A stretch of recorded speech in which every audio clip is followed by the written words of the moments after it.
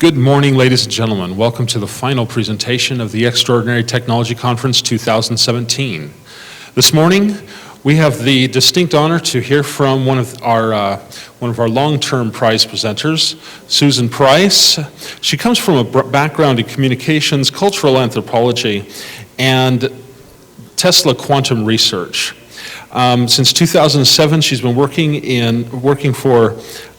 she's been speaking for 5 years now. She's working on bridging the gap between spiritual experience and quantum sciences. Please give a warm welcome to Susan Price. Thank you, Vernon. Okay.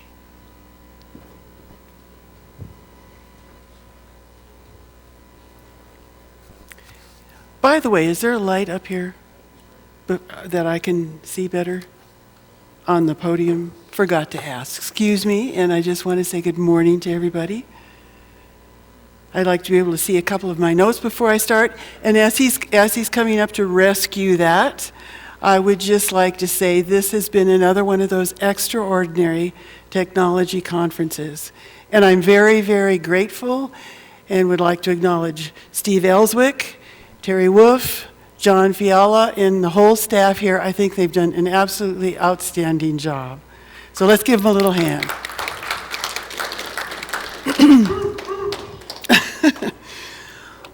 Okay. There we go. Thank you very much. That helps. I happen to have the unique position of being the last person on the program. We're a little skimpy out there, but I guess a few more will trickle in, no problem. And as such, I usually summarize some of the trends that I see. And as I was thinking about this, I was remembering what I did last year, which was I came up with this idea of TeslaTech bots. It's kind of like internet bots, that you've heard about on the web, because I have heard some very interesting terms and phrases used in this conference, which makes me want to say that I think that we have raised our awareness up at least an octave. Yeah. I think that if global awareness is happening out there in the world, I think it's definitely showing up with the TeslaTech group. So I compliment you.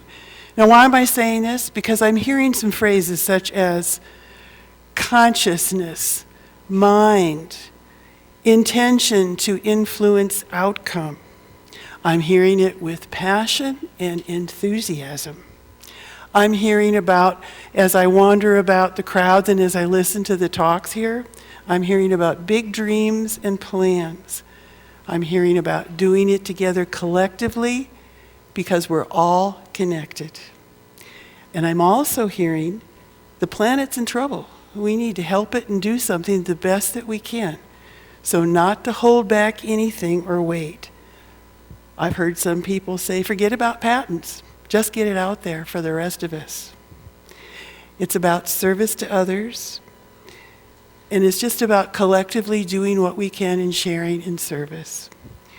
So, what I want to do here is start with here's my agenda. I'm going to talk about some of the trends in the different categories that have been presented. I want to talk a little bit about the future physics of Walter Russell and Nikola Tesla together, just very briefly, because you've already gotten 2 scoops. I'm going to give you scoop number 3. I guess all we need is a little sauce to make a sundae. But I'm going to do that, which is going to lead me into one of my topics today, which is Tesla's technology secrets, key building blocks. And what I think is that Tesla and Russell have told us what these keys are. I'm going to try and illustrate them. And they're in plain sight. I've discovered, at least so far, 12 different key building blocks. And I believe Tesla used these in his way, and Russell is also using these slightly differently in his way from what I've heard this morning. I'm going to also relate these to some of our technology applications.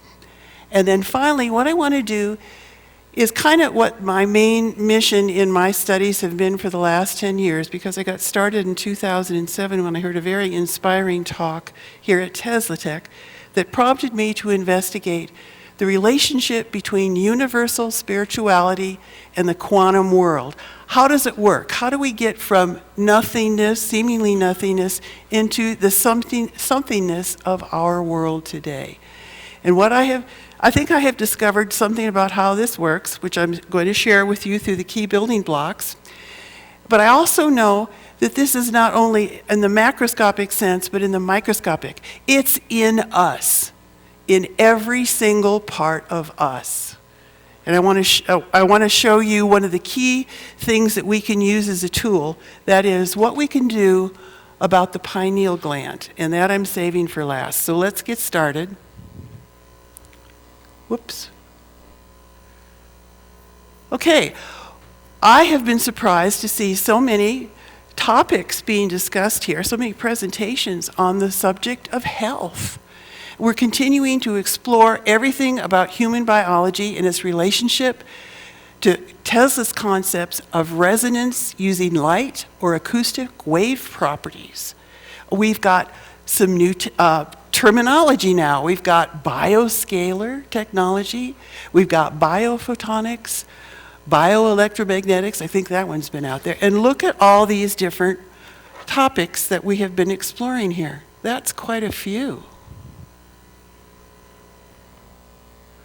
Now, one of these is investigating combinations of subtle energies at different scales, types of waves, specific frequencies and patterns of delivery.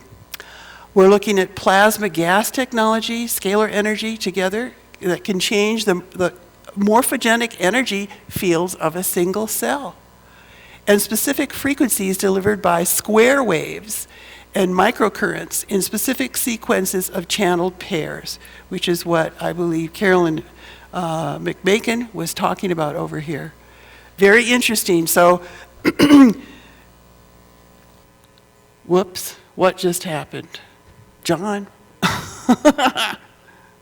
Okay, rescue number 2.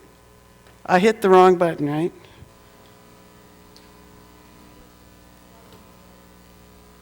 Oh, okay. Let me go back. Let me make sure I'm on the right track here. No.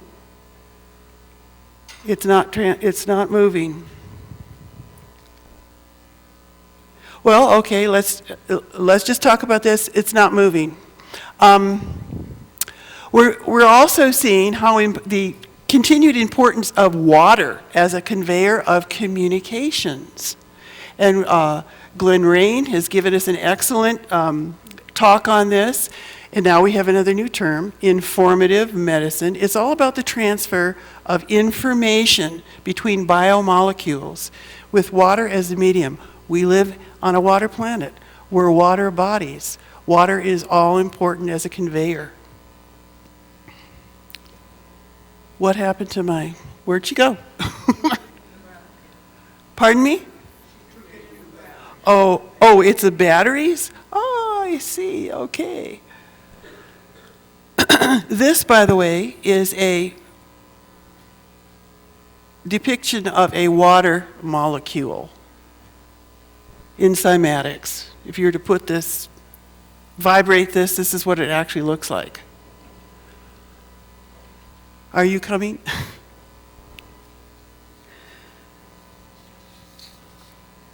One of the other trends that I want to mention here with regards to our health presentations is that I see that there's a bit of a split between what we're doing with our health presentations and our use of frequency, light, and sound, and doing some things that they're not doing when it comes to our free energy devices. I'll get into that a little bit as we go here. How are we coming along? 1 minute.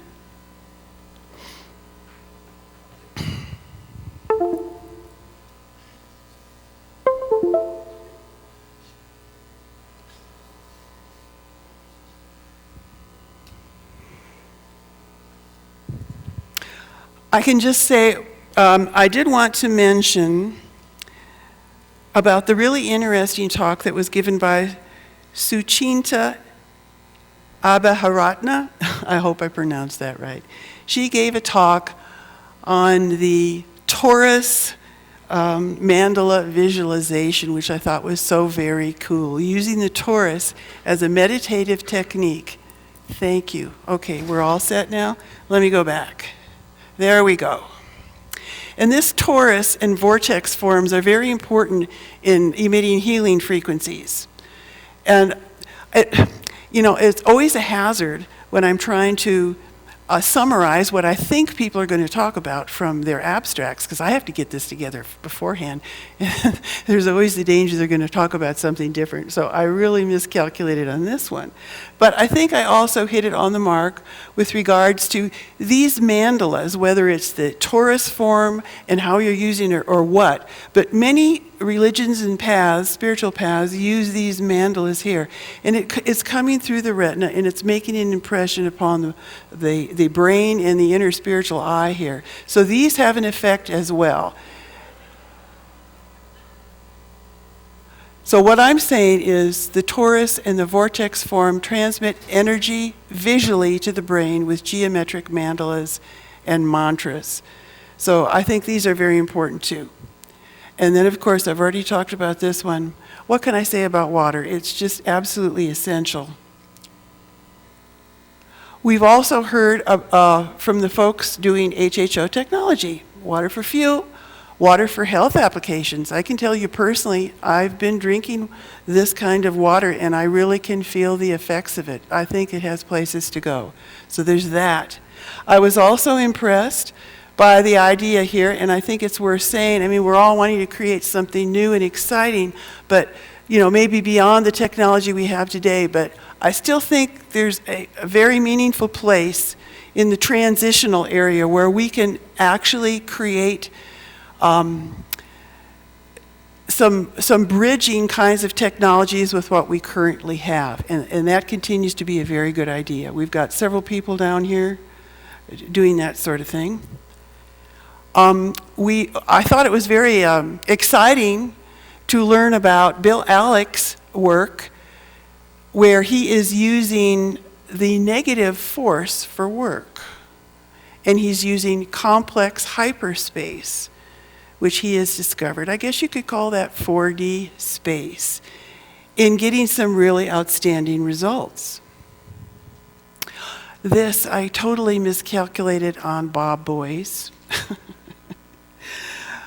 He talked about his water car, and I was hoping that he was going to talk about, because he mentioned this in his abstract, he was going to talk about receivers for the Tesla coils. And so I put this little thing together. I just want to know who's building the Tesla receivers. Right, we've got the coils, what about the receivers? And so, but he didn't. But I asked him privately about that, and he told me that he has already developed a device in which the receiver is incorporated into the transmitter. He wouldn't give me any details, so I wish I could report something more.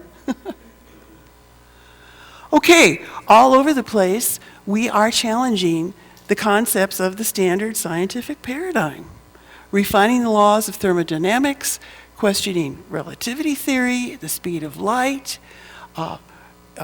emphasizing, again, the role of ether, and that it's being seen even on NASA film. We're exploring the concepts of redshift in a gravitational field. I guess it's been discovered a while back, but that electromagnetism is the unifying field and gravity is electrostatic. I agree with all of that. Now, that may be in contrast to what some of Russell's work is that has been presented here earlier. Okay, so we're looking at electromagnetism as a unification concept. And in particular, especially from Russell, we're looking at the cubic wave field dynamics and spiritual symmetry. Very interesting. Of course, Russell's universal one corresponds with Tesla's theories and technology secrets. And what I want to emphasize here today, and I'm going to try and make as much time for this as I can, that human beings are the embodiment of these same creative energies, and we can tap them. We have unlimited power in our conscious awareness. All we need to do is learn how to tap into this. So, a little bit about the future physics of Tesla and Walter Russell. You've already heard a lot of this, so I'm going to zip through it. It begins with Swami Vivekananda.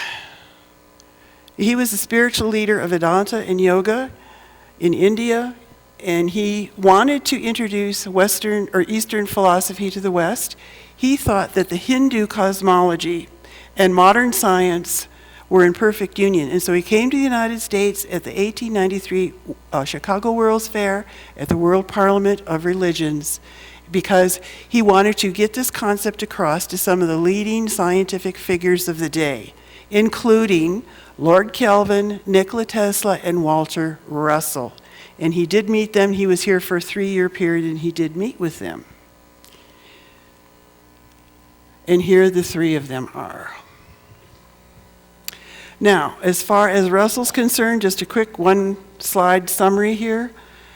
Theory of universal light, universal love in a static electromagnetic universe. I guess from today's talk we'd say electric universe. And this is where all motion is reflected light, and the secret of life lies in creative wave motion. The illusion of life is created by the interplay of opposites seeking equilibrium as basic spheres and cubes. It's a little hard, I should have used a different color. Oh, and vortices organized in harmonic geometries and octaves at all scales. So that is kind of something in essence of his ideas. I happen to agree with it. It's love, consciousness, light, motion, cubes, waves, geometries. And here we've already seen this one, so I'll skip over it. But very complicated. Language is a little difficult to understand, I think. Russell is quoted as saying, waves of light do not travel. They reproduce each other from wave field to wave field of space. So he says it's electrostatic. The planes of zero curvature, which bound all wave fields, act as mirrors to reflect light from one field into another. This sets up an appearance of light as traveling, which is pure illusion. Now, Tesla, on the other hand, had this to say. First, he started out with 4 laws, which I will summarize as matter is created from the original and eternal energy we know as light. And it spreads into darkness, which he says is the true nature of light. I've called it dark light. Russell called it magnetic light. The third law was that it becomes a matter of light or concentrated through torque, torsion, pressure, compression, and then it has no beginning and no ending. He starts out with it. Of course, his electromagnetic theory unified the material and spiritual origins of the universe. He did try to make that full range. He said matter formation results from resonant processes in space propagated by interaction of wave structures. And his law of resonance, he said matter is organized in an excited state. Energy levels bridge multiple realities. So he's also looking into other dimensions besides just the physical 3D. So he came up with the term luminiferous ether, the medium which structurally joins space and time as different states of matter. He had a dynamic theory of gravity, a life-giving creative force consisting of carriers immersed in an environment of perpetual motion. This results in ether compression or ether made more solid by electrostatic force. And AC and DC interaction and momentum at right angles to electric and magnetic fields produce rarefaction and compression of etheric carriers. So there you have it. You see a lot of correspondence between the two in slightly different terms. These quotes are very common. If you wish to understand the universe, think of energy, frequency, and vibration. So, in past times, what I have done in other talks here is I've taken a look at the whole gamut of work that's been done by others and comparing it to Tesla's thoughts. And I came up with a number of different, I'll call them factors, or features. I'm just going to go through these because these are part of what he is describing as the wheelwork of nature. Vibrating ether, spinning particles or energy fields coupled at right angles. And there's a number of different ones. There is a Y bias, but 45 and 90 degrees is very common. Torsion fields, self-organizing at all scales, form Platonic solids, which would include all geometric harmonics, the Fibonacci ratio, for example, phase coherence at interacting levels, multidimensional with subset realms involving scalar waves, transverse waves, polarized at CPE, and in a perpetual pump. These are key phrases that I've identified before, and so I'm going to investigate these just a little bit more. And my idea is to put together, in their own words, what Russell and Tesla have said are key building blocks that we can use in any way we want to. And it's getting down to the fundamental part of it. I'm not saying this is an all-inclusive list, but here's some of my initial thoughts about it after having studied it for a number of years. Okay. Building block 1, everything is light. Duh, we know this part. It's love, it's light, it's consciousness, and that matter is created from the original and eternal energy we know as light. Tesla said the same thing. Many are the names of light. Unconditional love, God consciousness, primal source, universal one, prana, creative source, life-giving source, and many other names. Law of creation, we've seen this. Okay, what is this field? It's been called the Akashic field of pure energy. I call this consciousness. It's information, coded information, perhaps, or maybe uncoded that becomes coded in the way it behaves. We've talked about how light and electromagnetism are merged together at high energies. All of them, as a matter of fact. And now I'm wanting to say gravity is in the same category. It's an electrostatic force. I've tried to find graphics to give you some visual idea of what this is like. It pumps, it moves, it's circular. I couldn't get that one to work.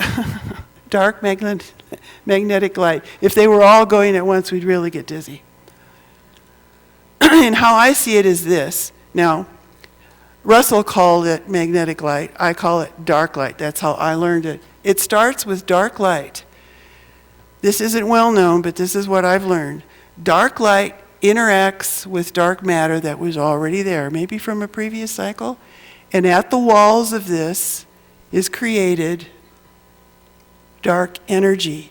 And this energy looks very organic, doesn't it? It's all connected in strings. And where strings come together and compact, that's where star bodies are born. Now, when I'm talking about this light, I just want to remind us, we're just living in this little narrow band right here of visible light. Tesla has said, I've harnessed the cosmic rays and caused them to operate a motive device. When he says cosmic, he's way out here, okay? He's way out here in the subtle energies and the dark energies, all right? And for our life forms here on the planet, lethal energies. So what are photons? Just real quick, I was trying to figure out how to visualize a packet of energy, photonic energy. That was the best I could do. Some happy face little photons there. Because that's what they are, energy packets of the electromagnetic wave. They're information, like cell phone signals, massless, chargeless, unlimited speed. They're timeless, no frame of reference. Wow. They transmit electric and magnetic interactions. It's the electrons that emit the photons, but not vice versa, just so you know. So what is this thing, a photon? That's a really good question. We've seen photons before. Now, I have shown this slide before a couple of years ago, but just worth mentioning. How do we know they're there? Here's proof of photons at ZPE. They've been detected by some researchers here, detected in a super cold squid, that superconducting quantum interference device. And they went through these procedures, had certain conditions, and then when they did this, they could see some of the virtual photons in this manner. You want to know what a photon looks like? Some really exciting research has been done. Quantum holography by a couple of Polish fellows, University of Warsaw, recently. They decoded the wave function, and then when they actually visualized it for us, here's a hologram created by firing 2 light beams at a beam splitter made of calcite crystal at the same time. And so here it is. Isn't that fascinating? Where have you seen this before? Okay, yeah. You see this everywhere in nature, but this is what a single photon, if we could make a hologram, actually looks like. This man, George Merkel, hardly anyone has ever heard of him, a nuclear physicist, molecular biologist, and a Sumerian scholar of high order, has discovered, because he created a very powerful microscope, discovered what he calls the Merkel life crystal. Same configuration. He said it was an ancient microbial ancestor. I'm throwing this in because I thought it was so interesting. Same configuration here. The Maltese cross. You see this everywhere, and there's George. So he developed a laboratory process to slow electrons and protons by electromagnetic inductions in a very specific sequence. And he discovered a geometric displacement in specific domains of around 12 to 20 angstroms, opening up a pathway of wave spin interactions based on the clustered interaction of gravitons and geometrical progressions. That's a mouthful there. But he said by the balance of positive and negative forces, he could tap unlimited energy. So I thought that was kind of cool there. That's, positive to positive, neutral in the middle. I don't know. Whoops, went too far. Go back. Now, Tesla has said, to know the mechanics of the wave is to know the entire secret of nature. And my wireless transmitter does not use Hertzian waves, which are a grievous myth, but sound waves in the ether. And here, one of my most favorite quotes. I like this slide. I am part of a light, and it is the music. The light fills my 6 senses. I see it, hear, feel, smell, touch, and think. Thinking of it means my 6th sense. Particles of light are written note. A bolt of lightning can be an entire sonata. 1,000 balls of lightning is a concert. He waxed poetic at that point, right? But we are, to remind ourselves, we are reflections of refracted light. And refracted at what angles, pray tell? I suspect 45 degrees. Now here we have, remember this one, see this face? The predator. Maybe if we looked at it in a different way, see this predator is disguising himself as he is attacking Arnold Schwarzenegger there.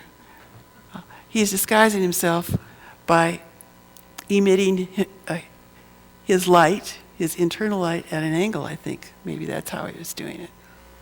And here's a hologram. How's this done? It's explained by a 45-degree angle reflected on a surface. That's how it's done. 45 degrees is a very important angle. Okay, so what have we got? I think we start out with these little, what you call photons. Maybe they're in a little string, maybe they're individualistic, but it kind of looks like this. This is how our string theorists have proposed it looks like. Although I tend to disagree with this. I think it's more of, these are strung together. They may start out this way, but they're collective. They want to congregate together and form strings of information, becoming ever more complex. That's my idea of it anyway. And here we have a wonderful quote by Michio Kaku, leading physicist of the day, right? In string theory, all particles are vibrations on a tiny rubber band. Physics is the harmonies on the string.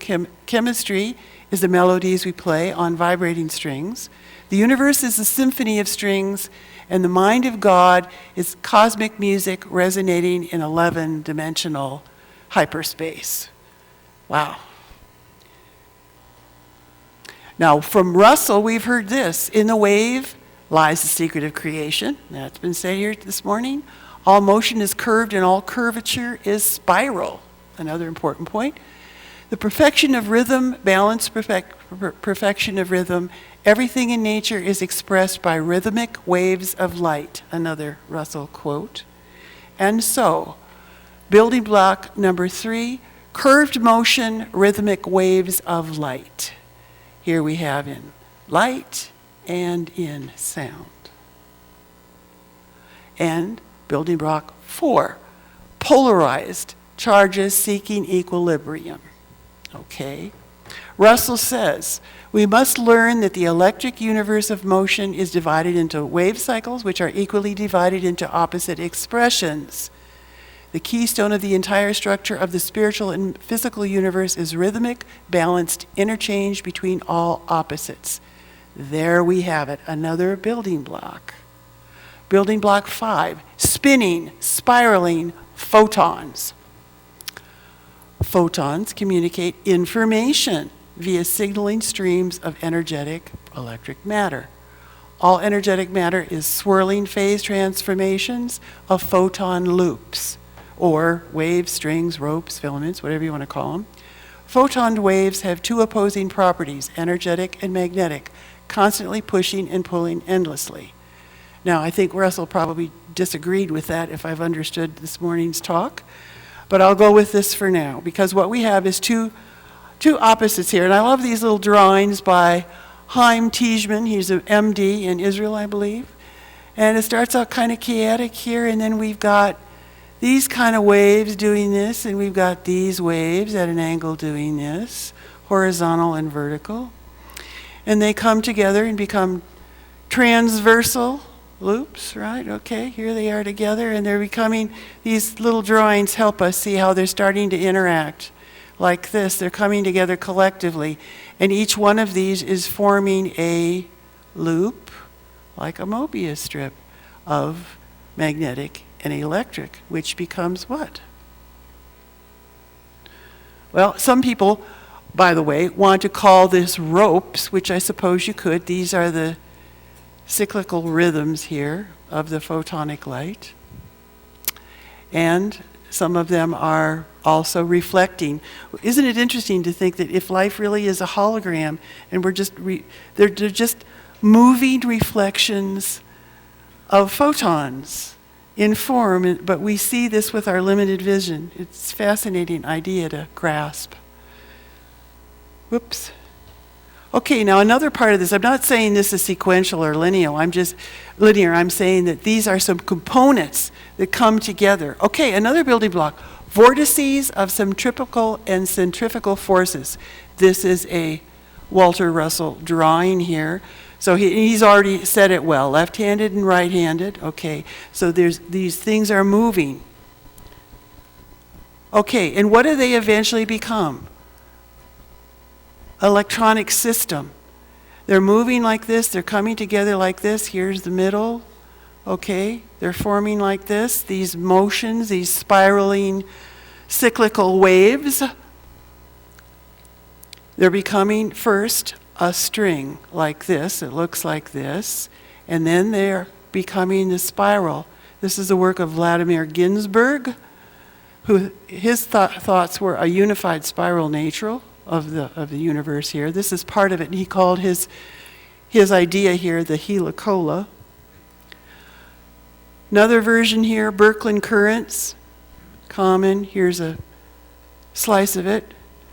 Z-pinch compressions here happening. Donald Scott has talked about this in the Electric Universe group. Okay, so what does this wind up being, really? Your basic double toroid shape. Okay, here's Nassim Haramine's version of the proton, all particle wave forms, if you want to call them that, have this basic shape, I think, and they're constantly going back and forth, exchanging charge information, seeking equilibrium endlessly. And here's one from David Lapointe. Whoops, I'm too quick. My fingernails are too long here. Forget that. Okay, and here we have it again. And he's shown this in laboratory experiments. You may have seen some of his work on YouTube. And in strings like this going along. And this is the standard way of looking at it. Now, another key element might be phase transitions or transformations. As an example, the Lamb shift. I've shown this before, where an electron shifts in its energy state to a higher state and comes back down. We in here are interested in harvesting that extra energy. But it's because it's in the push and pull and the interaction of particles. These electrons are being exchanged all the time. And so we've got this energy thing going on between them. So here's an explanation of it. It says, in an atom, if an electron absorbs a photon that has an energy that just happens to correspond to an energy difference between two different orbital levels in the atom, the electron will be elevated to that higher energy level. Now, going on, Tesla has stated, in motion alone is the answer to all of the mysteries of matter. And he said, all matter is condensed light. I think Russell said the same thing, basically. Nature is an electric wave thought image of God's nature, electrically projected from his formless and unconditioned one light into countless many forms of conditioned light, which we call matter. Now the birth of matter. What does it look like? Attractive, repulsive forces acting on a pair of currents creates a twisted, constricting, cylindrical volume inside the spiral where extreme compression of matter can take place.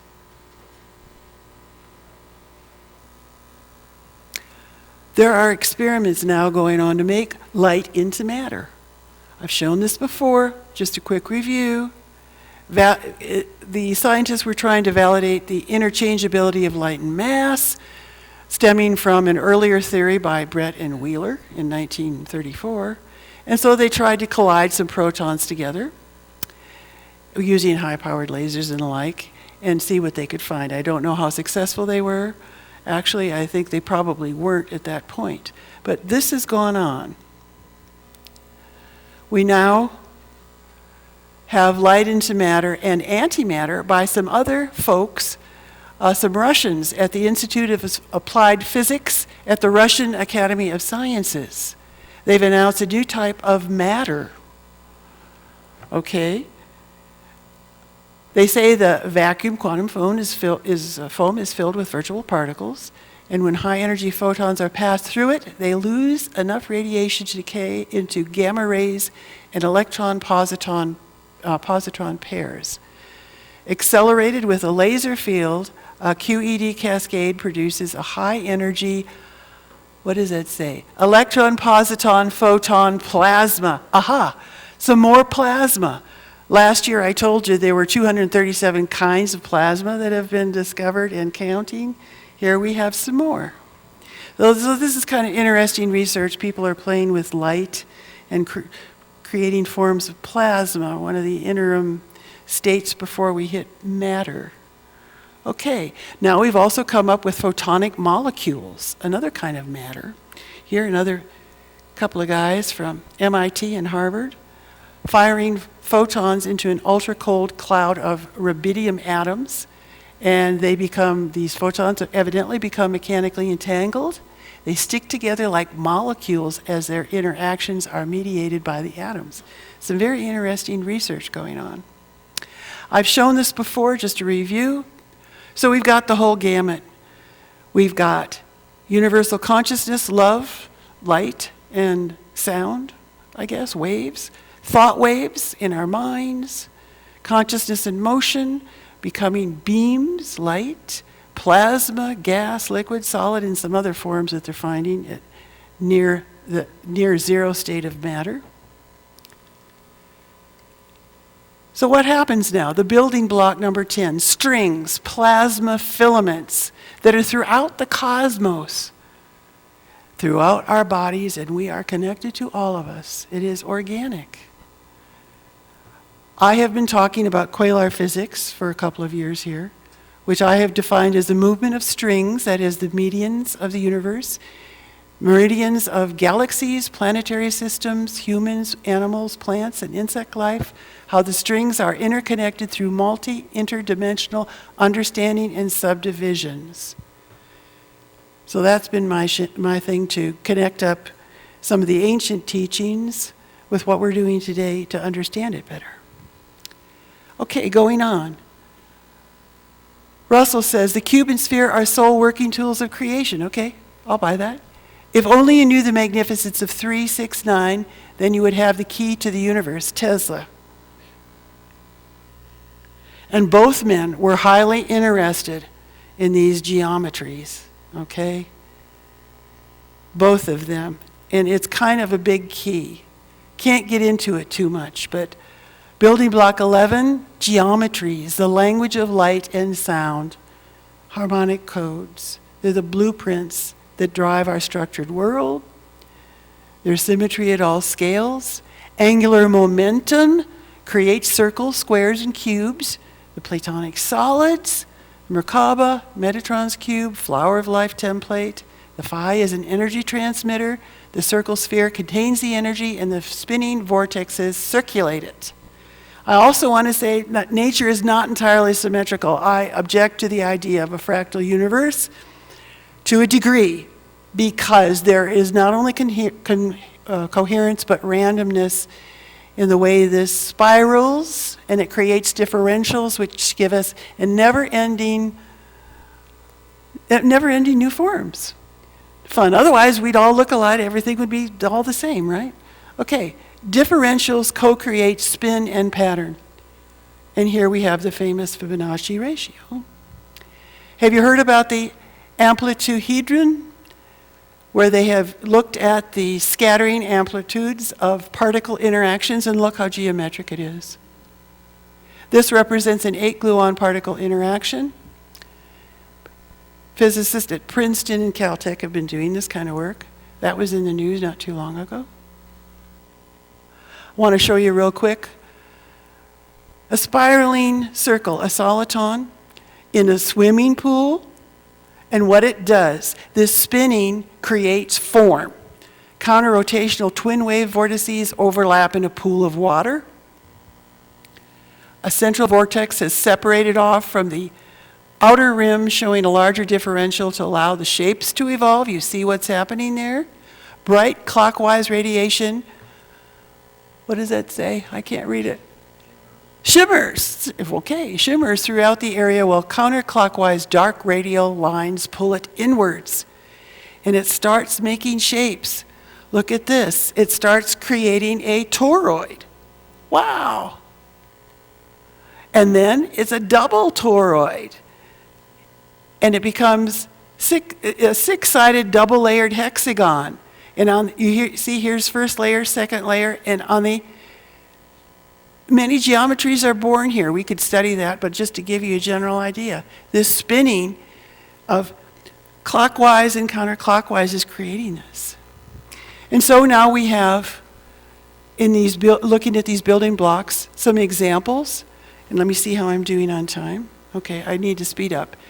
Graham Hancock's solution to the Tesla's 369 is pretty interesting. And using the Vedic square here, he kind of analyzed all of this, and eventually what he did with all these numbers was to form a torus. Okay, secret code of the ancients, number 9. And there's a lot, it's a lot of explanation to go into this, but if you delve into it, you begin to see that these numbers that we have and the way that they're used, you can come up with some very interesting patterns. We've had speakers here talking about vortex math and the Rodin solution, for example. I want to just mention the flower of life, these patterns that are created in stages from the circle to Metatron's cube to the Platonic solids. They're setting up a whole sequence of life for us, including the star tetrahedron. Next slide.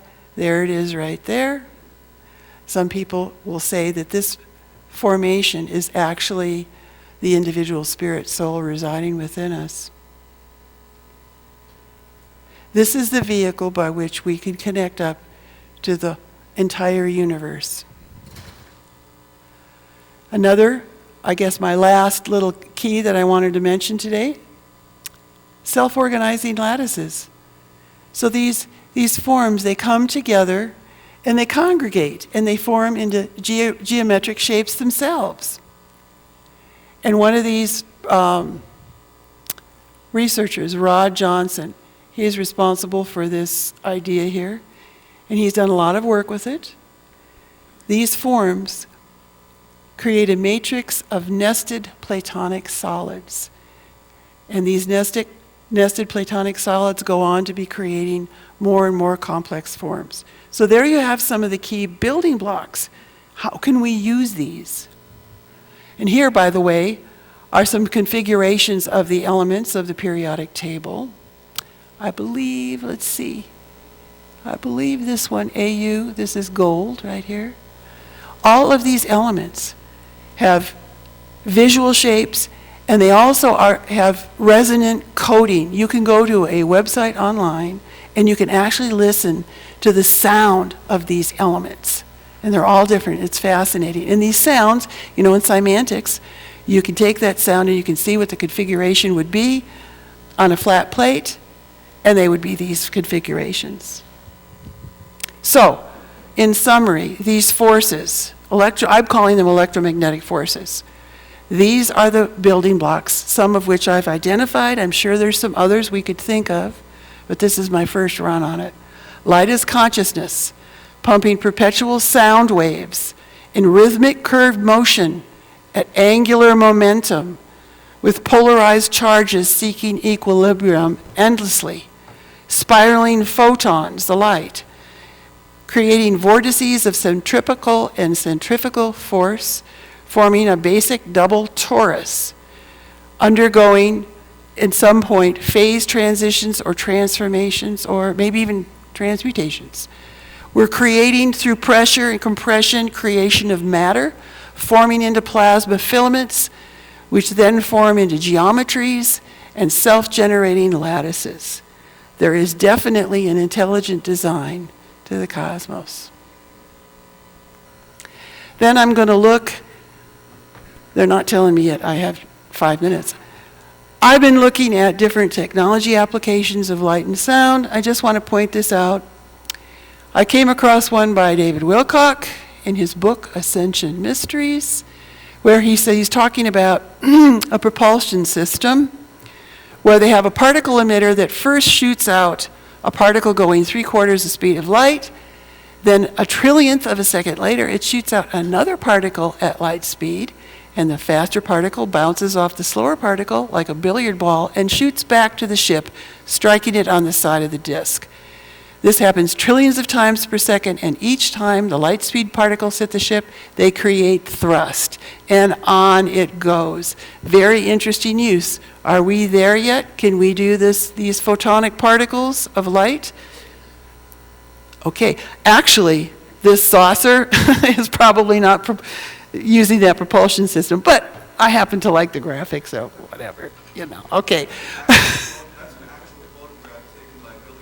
Yes.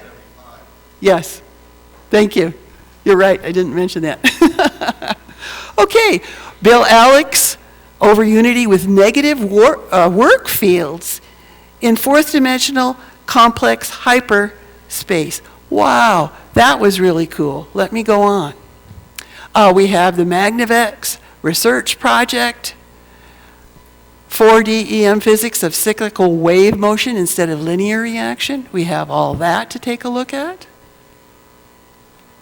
And again, talking about these opposing forces, the positive to negative, vice versa, positive and negative, at macrocosmic and microcosmic poles based on torque spinning vortex motion,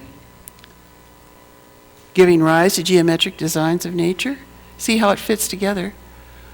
One of my favorite examples is multiple key building blocks exhibited by that which was given by Morey King a couple days ago.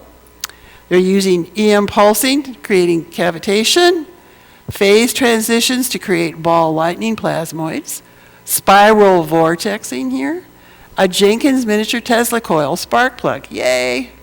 Look at all the different building blocks you're using. And it's creating transmutations, plasma discharge over unity. That was clever. What I'm trying to illustrate here is the use of several of these building blocks in your devices. Okay, last year, I'm not going to go into this a whole lot, but I talked about an angular momentum axiom being revised by a French researcher, the de Clément group, where they got over unity, but they looked at things a different way based on the Coriolis acceleration, saying that the intrinsic magnetic field of an electron is not a dipole, and on it went, and they got tremendous over unity by the way they looked at it, and they wanted to revise one of Maxwell's equations in doing that. I don't know if anybody's experimented with it, but I think it's just absolutely marvelous, and they achieve the results only by magnetic angular momentum. A lot of us know about the John Searle effect generator using the magic square geometry. A lot of us know about Edward Lee Skelton. Here he is right there, it's hard to tell. In his Coral Castle Stargate up there, he figured out by math as well, using primary and secret numbers in between the primaries. I'm not quite sure I understand it all, but he also explored the 369 form to come up with his idea of how he was going to lift up these huge blocks that he used to create this fabulous castle of his. And he said at the end it was necessary to harmonize energies of matter to generate larger energies. So that was a clue. It's very complex. You really have to get into understanding the math of it. I want to just point out, as far as the Tesla coil builders are concerned, yay, okay, here we have the coil. Now, here we have a Tesla plan, or at least part of it, with his receiver. Why can't we build some of those and build them into our apparatus? Here is an ancient example of a receiver. I've shown this before. And here we have this. This is also ancient. Egyptian transmitter, Djed pillar, and now we have another figure here. This is the receiver. What do these things mean? What are the correspondences between this and this? And this? What can we learn from that? Okay, these are just a couple of thoughts off the top about what we're not exploring, or maybe we could explore more. I'm thinking sound resonance. Of course, we could just say that frequency is sound resonance, and the differentials thereof, and pairing them in different ways, using cohered laser light, tune frequencies thereof. What could we do with that? And some people are doing it. We've seen the work of Sandra Rose Michael and her marvelous healing machines. Okay, here we go with laser light. We can explore more of the geometries, wave interference and magnetic fields, and explore these very cryptic little statements by Tesla about the 369 numbers, using that. We can use repelling aspects of the polarized forces. We could look at more and more ways to create anti-gravity. I have heard there are 11 ways. What are the ways that you know of? Are there more? What can we use? Vortex dynamics. Interesting. Develop more receivers, transformers. Leverage key building blocks. Yes, yes. Explore more of the standard paradigm flaws. They've been listed. We could look at them and go, well, I wonder what I could do to look at that a different way. Because we know there's a lot of them there, but are we working on that? And how can it help us in our work? And then, last but not least, hone our intuitive, psychic, creative abilities. That's where I want to go next. Okay, human quantum potential. Okay, I still have time to look at this. Let's go. Tesla said, but instinct is something which transcends knowledge. We have, undoubtedly, certain fibers that enable us to perceive truths when logical deduction or any other willful effort of the brain is futile. And Russell has said, the electric energy which motivates us is not within our bodies at all. It is part of the universal supply which flows through us from the universal source with an intensity set by our desires and our will.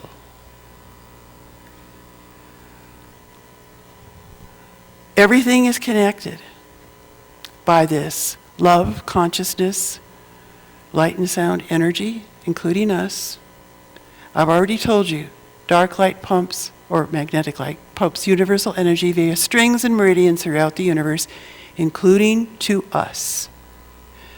Not to spend time here, the chakra system, we know that this energy comes into the crown chakra throughout the body, has many purposes for us, and here it also operates as kind of fate to see.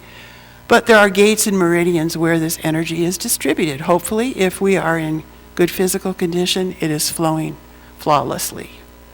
Or we're working on it. The most important thing that I want you to get today is that we have unlimited ability.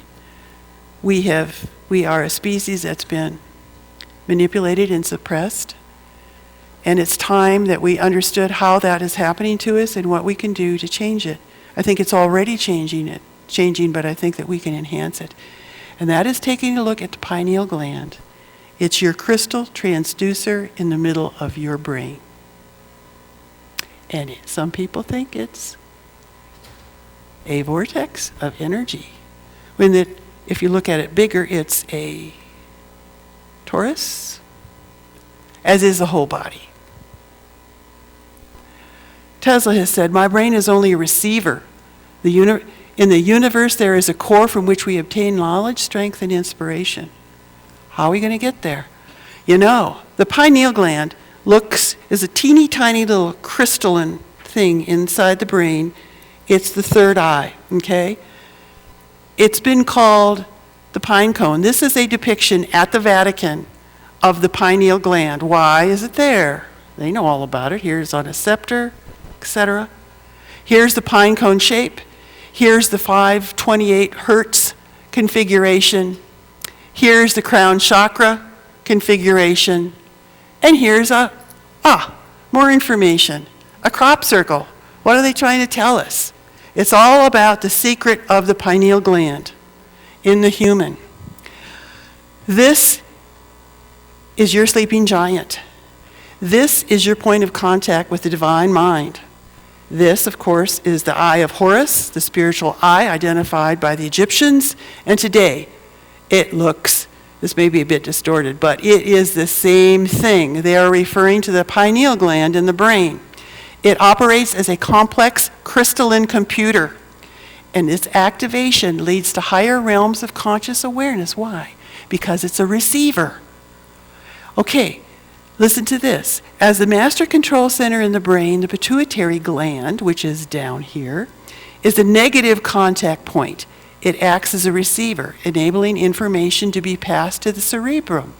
The pineal gland, which is located right there, is a positive contact point.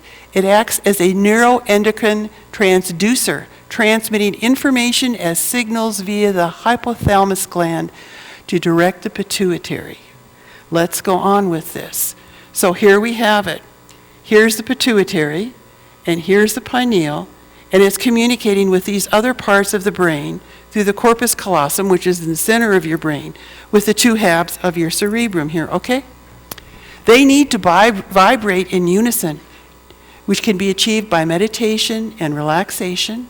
And when the correct relationship is established between your ego person, quieting down the monkeys of the mind, of course, and the pineal gland, a magnetic field is created. This magnetic field is created by focusing on the midway point between the pineal and pituitary glands, the spiritual eye. This is the eye in the eye of Horus, okay? The creative mind visualizes and feels, giving life to form. But caution, Some thoughts and feelings are springboards, while others are obstructions. So doubt blocks by sending a biochemical reaction to the neurons to block the pineal and pituitary gland from communicating. Message: think positive thoughts. Think uplifting thoughts, because that is creating something here in our brains. Thank you. So true. Okay, and within the pineal gland, there are some very specialized little guys called astrocyte cells and pinealocyte cells. And these astrocytes are really special guys because they have the ability to convert subtle electromagnetic frequencies into electrical currents and convey these signals to the cerebral cortex. That's why keeping them healthy and free and open is so important. They function like liquid crystals, like a radio receiver and transmitter. As a matter of fact, they could receive, store, and send information, as can, when we are in a healthy state, every single aspect of our bodies can do that. Down to the cellular level, down to the DNA level, okay? Now, when we do this, when these conditions occur, we can still the cerebral cortex, and we can access the subtler and higher dimensions of consciousness that are available to us if we are open to receiving them. Oops, a couple more slides and then I can take some questions. Recently, scientists have found, this is really, really cool, have found that the pineal glands in people are starting to form additional little microcrystals on the pineal gland, which is a crystal in and of itself. The growth of these additional receptors suggests that this band of high photonic energy in which our solar system and our planets is moving through is actually causing this, stimulating this, promoting this, because as we go through this highly energetic photonic cloud, which is increased conscious awareness, okay, light is consciousness, then we have the ability to receive it. So it's not as if we have to do something except keep ourselves healthy and focus on this and stay attuned to it. It's already doing this, so we can receive the additional light frequencies. Now, this is going out beyond, okay? This is out of the box here. Some scientists speculate the absorption of at least 2 more octaves of light, wave frequencies, through the changing Earth grid are occurring now. And activation of these crystals in our pineal glands will produce additional dimensional experiences such as telepathy. What is happening with this highly energetic consciousness cloud, and we're associating this with a global awakening, right? And ascension in consciousness. Okay, it's creating a little bit of chaos in our world, wouldn't you notice? Between the 3rd dimension and the 4th dimension, it's getting fuzzy, and the same thing between the 2nd and the 3rd. People are getting nervous. They don't even know why, but this is why it's happening. And people are going to start to have some experiences they haven't had before.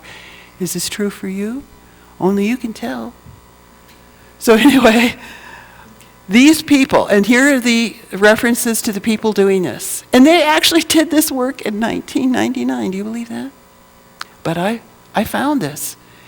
And they're saying that it will advance humans toward a multidimensionality, the next step in evolution to dramatically transform reality. And I also have to mention that what's happening to us is also happening to our planet. It too is going through a transformation. We may look at some of the changes negatively, but in the end for the planet, this is a good thing. This is probably a cleansing and an upliftment of the planet, which is a living entity, Gaia itself. So we need to get on board with it. Okay, caution and some thoughts. Fluoride is the calcifier of the divine gateway. Here's a cross-section of a brain with a calcified pineal gland. And here's what it looks like with the fluoride on this gland. And it's deposited there as a result of consuming fluoridated water, and probably from your toothpaste and stuff. But there is a way how you can clear this out. In addition, besides this, microcrystals that have piezoelectric properties with excitability in the frequency range of mobile communications this has been established also. What does this mean? This means that some of the frequencies to our cell phones, maybe our computers too, have the ability to influence this gland. It's just a warning. Maybe some precautions need to be taken there, develop some other devices to stop that. But this, how do they do mind control anymore? They're using these kind of frequencies, and that's been demonstrated. So it could also constitute a whole new mechanism for transduction of the pineal membrane, so just keep that in mind. I have a few more slides on the brain. Do we have time? 2 minutes. I guess I'm going to skip over this and just say to you that in our DNA, we have the ability to receive, store, and transmit. Even one of our speakers, Konstantin Mael, has done research on this. Our cellular structure, our whole body, we're a water body that transmits information. Everything about us has the ability to do that, but we have to put ourselves in the place where we can condition this to receive this. We're receiving help from nature. Nature is providing to us some additional means, but it's up to us. It's always been a do-it-yourself universe, so we have to play our part. And I just also like to say, it's about consciousness. It's always been about consciousness and being the true beings of light and love that we actually are. And not just for self, but for everybody, the whole planet around us. We are all connected. We really are all part of the one. And I think we need to remember that, recognize that, and honor that amongst each other. I certainly have seen some wonderful evidence of that while I've been here at this conference, both in what's been presented and in the private groups and with the private individuals that I've spoken with. I'm truly touched and honored to be a part of it, and I hope you feel the same way. Thank you very much. Thank you, Susan Price. Do we have any questions for Susan? Yep, come on up, Nancy. Oh, looks like we got a four-way race.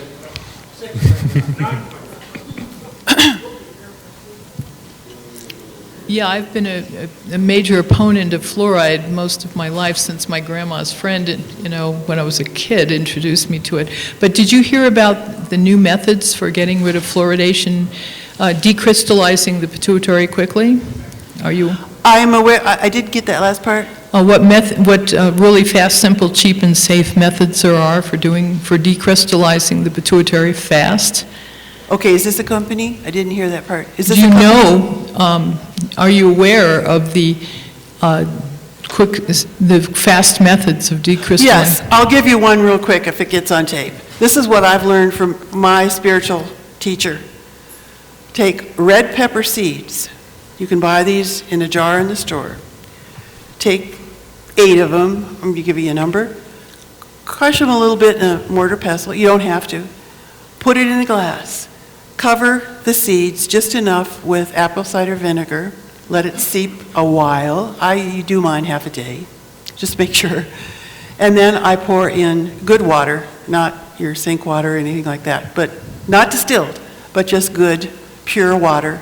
Mix it up, or do it to taste. You don't even have to put that much in, an 8-ounce glass, and drink that on a daily basis. And apparently, whatever the chemicals are in these red pepper seeds will assist little by little to help to dissolve those and take them away as a waste. So that's one method, simple one that I've heard of. There's probably other products out there too. That's what I'd like to mention. If you haven't checked it out, you can check it out on the net. 20 mule team borax is unbelievable. My friend Dr. Moni, who presented here, who's a doctor of chemistry, actually checked and he found out the U.S. government uses borax to clean up fluoride spills. It forms one of the tightest bonds. You can take the stuff that you buy at Target for $5, 3 pounds of it, you can lick your finger and put that much in a day, and you will start noticing that your telepathic abilities will explode within about a week. All of a sudden, the phone rings and oh, that's so-and-so, and everything, instead of being, oh my God, that's so-and-so, no, it's just everything is easy, a lot more predictable. This is so fast. You can check it out on the net. It'll do so much to repairing hormones in general, but it works within days. And it's Okay. completely safe and will help bone calcium retention and Okay. other nutritive things for Yeah. calcium. Thank you. There always is a solution to this, and a natural one at that. So thank you for your question. One more? Well, that is exactly my question, how to reactivate the pineal gland, and it looks like a little 20 mule team borax is a big step in the right direction. Try it out and see. Experiment. Thank you so much. You're very, very welcome. Thank you all. Thank you, Susan Price.